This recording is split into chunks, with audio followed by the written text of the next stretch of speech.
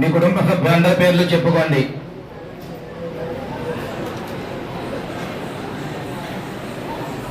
అందరూ కూడా నేను చెప్పేటువంటి సంకల్పాన్ని చెబుతూ ఉండండి. అలాగే నమస్కారం చేసుకుని చెప్పండి.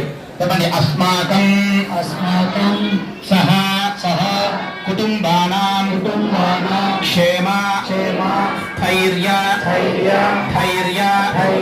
విజయ అభయ ఆయుః ఆరోగ్య ఐశ్వర్య అభివృద్ధ్యర్థం ధర్మార్థ కామ్యమోక్ష చతుర్విధ ఫల పురుషార్థ సిద్ధ్యర్థం మమ నివాస గ్రామస్థిత. మీ యొక్క గ్రామం పేరేదో అది చెప్పుకోండి.